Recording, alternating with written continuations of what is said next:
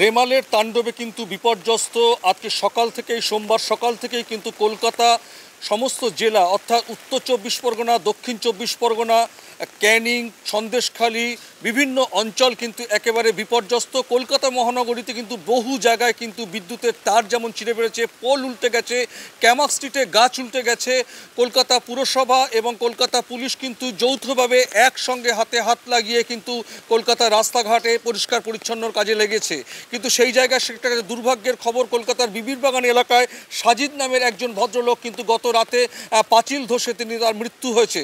স্বাভাবিকভাবেই কিন্তু এটা একটা বড় ঘটনা। সেদিক থেকে কিন্তু রাজ্য প্রশাসন সব রকম প্রস্তুতি নেওয়া সত্ত্বেও কিন্তু একজনের প্রাণ গেল।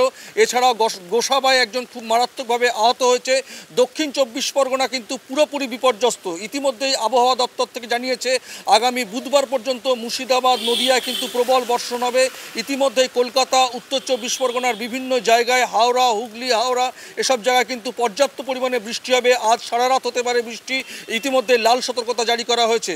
ভারতীয় বিমান বাহিনীর তরফে দক্ষিণ চব্বিশ পরগনার সমুদ্র উপকূলবর্তী এলাকায় কিন্তু আকাশপথে বিমান বাহিনী সারাদিন ধরে মাইকিং করে চলেছে।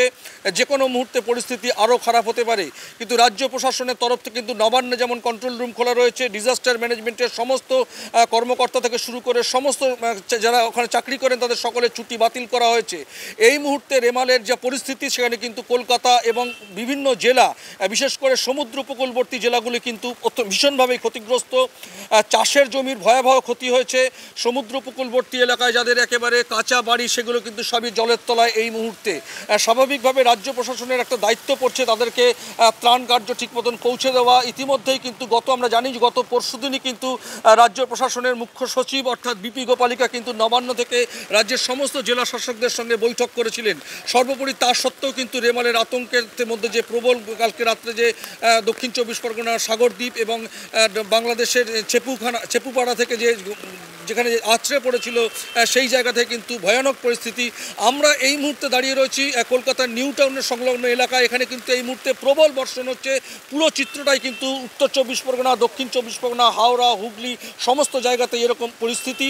আগামী বুধবার পর্যন্ত এরকম পরিস্থিতি চলবে। দক্ষিণ মুর্শিদাবাদে এবং নদিয়ায় কিন্তু কমলা সতর্কতা জারি করা হয়েছে এই মুহূর্তে। আর বাকি অন্যান্য জেলাগুলো সমুদ্র উপকূলবর্তী যে জেলা দক্ষিণ চব্বিশ পরগনা পূর্ব মেদিনীপুর উত্তর চব্বিশ পরগনা এসব জায়গায় কিন্তু এই মুহূর্তে লাল সতর্কতা জারি রয়েছে।